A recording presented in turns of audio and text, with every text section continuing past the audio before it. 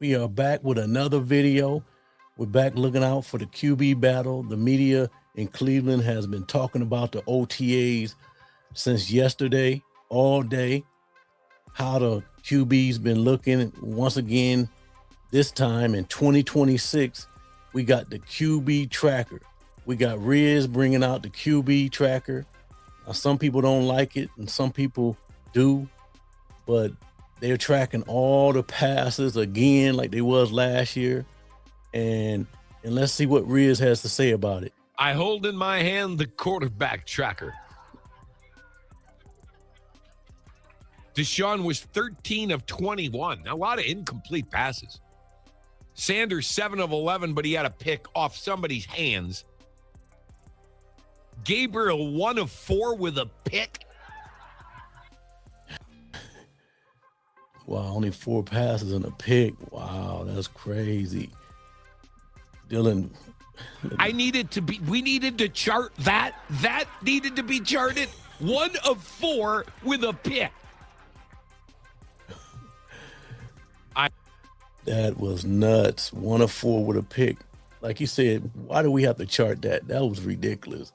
So we know yesterday we played all the clips on the live. Appreciate everybody coming in for the live. And we did almost 3 hours. Me and Randy, Premier Sports Talk. Yesterday we played all the clips, almost 3 hours worth. And we seen all the handoffs, some 7-on-7s, and we really didn't see no drops, but they said there were some drops out there. So in the tracker, but they didn't show them on our clips. But we got our clips from Fred Grantham, his Twitter, and he was updating a lot. So he laid it out. So shout out him on his Twitter. We got Todd Monken talking afterwards about the QBs, and this is what he said about Shedeur Sanders. Let's take a listen. And I think Shedeur's come miles in terms of his progressions, getting the ball out, his understanding of concepts. I think he's really, really come a long way. And I think Shedeur's come. And I know that he's come a long way. I know he's been studying a lot, but Todd Monken knows how Shedeur was playing last year from him playing against the Ravens. Since he's been there, Todd Monken, don't hold no punches. He's a straight shooter. And the media tried to, throw some stuff in there. They try to slide something in there, but he shuts it down immediately. I don't know that. You'd have to ask those guys if that's what motivates them. I don't know that. I would guess that just the idea of the opportunity to be the starter for the Cleveland Browns, one of 32 teams in the NFL, is enough. Have you had any face-to-face with Garrett yet? Myles? No.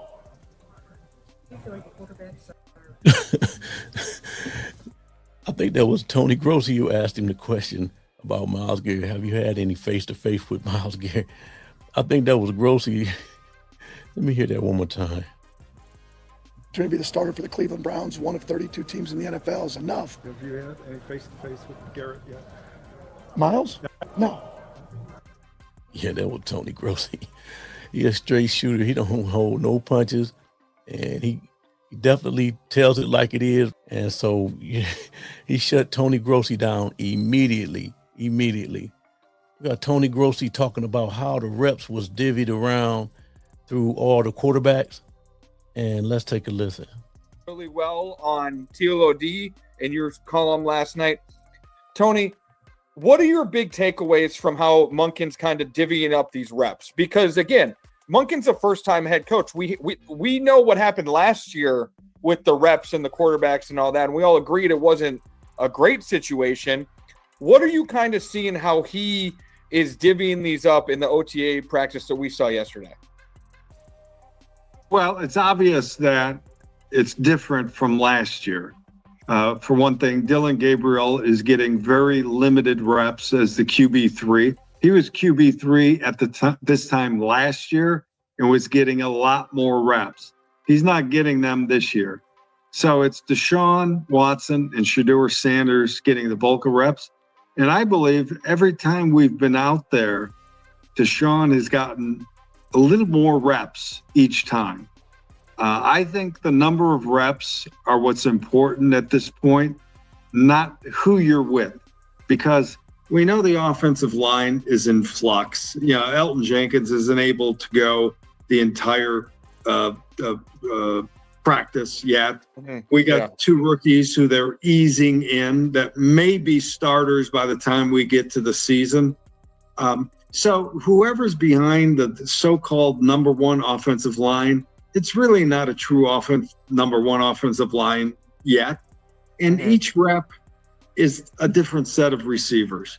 So to me, it's not who's with the so-called ones, it's who's getting the most reps right now. And I think that it's clearly Deshaun Watson is getting the most reps. Shedeur Sanders is 2. And Gabriel is a distant 3rd. And Taylor Green is just getting whatever scraps they throw him. So that's got to be pretty disheartening for Dylan Gabriel. Last year, he was getting all the reps, all the first team reps. And this year, not getting no reps. Man, I know that hurt. It got to take a hit to his psyche a little bit. But we got Chris Canty on Deshaun Watson, and Chris Canty had some things to say about Deshaun Watson and what he thought about Deshaun Watson as far as like how he thought that he was going to be actually implemented or how he might do this year. And it was interesting. I heard this morning. Let's take a listen to Chris Canty. Dime of that contract was guaranteed. They traded 3 first-round draft picks to get him. Jimmy Haslam wants to give it every opportunity to see if it can work out. Now, I'm skeptical right there with you, Smalls. I don't think it will. Deshaun Watson hasn't played a full season since 2020. He missed all of 2021. He missed all of 2025.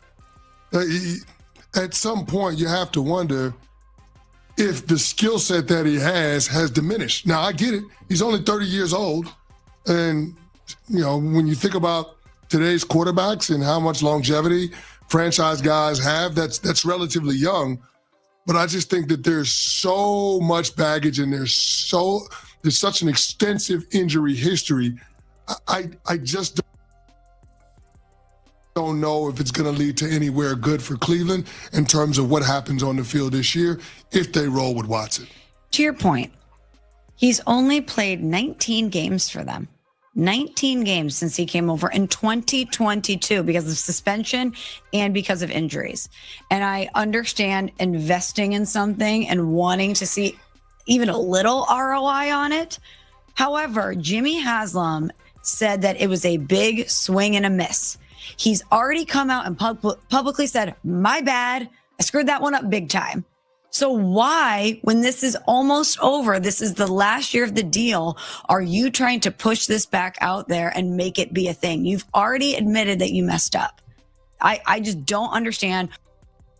Well, I think that it's a big push from Jimmy Haslam. It has to be because in my mind, Todd Monken likes Shedeur a lot, and it's kind of neutral, but I believe that Jimmy Haslam has something to do with putting Watson in there. You know, he want to get his investment. This is what I want Shedeur to be in there, but I'm looking at Watson, and they pumping Watson up, and you got Grossi saying that Watson is getting all the reps. I mean, not all the reps, but he's getting more reps than Shedeur, and everybody's saying it. So it's early. We won't know anything until they put on the pads anyway. So that's the main thing. But, you know, right now, Watson might have the edge, but next week, you never know. We go in there and Shedeur might have more reps. So you never know about that. But I wanted to play what Chris Canty has said about Myles Garrett, which I thought was very interesting. Isn't that weird, though? No, but I just love that he tells us. Okay, 2 parts. Let's go one by one. Smalls, the part you love about Todd Monken is? The transparency. What head coach, especially a first-time head coach, this is the first that we are getting as Todd Monken, as the head coach of the Cleveland Browns, is like, yeah, it's garbage out there. I'm embarrassed. Oh, and my star player, haven't talked to him. I'm just very surprised. There's no posturing at all with Todd Monken, and I think we are in for a very fun season as far as quotes are concerned. Part 1, part 2. Well, so much there.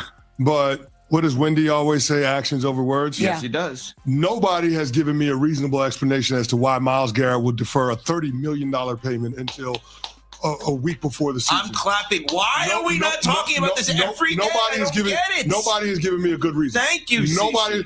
And when asked that question about Myles Garrett, it feels like Todd Monken knows something that everybody else doesn't, which is he's not with the team right now. He's probably not going to be on the team when we start the season in week 1. Wait, say that again.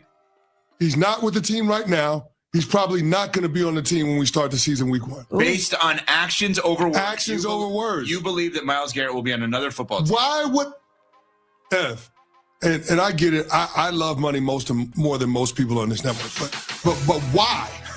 Why would you say when you're entitled to $30 million, it's cool, you can get it to me in 4 or 5 months?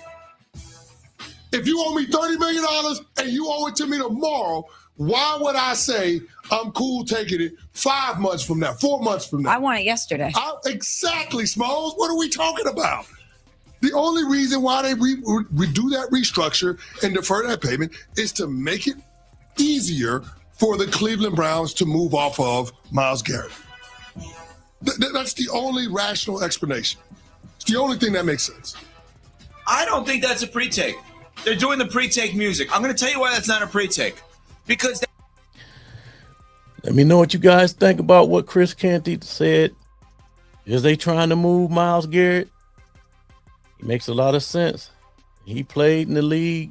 He knows how these organizations work. I don't know, you guys. Let me know what you think. Appreciate y'all. See you in the next video.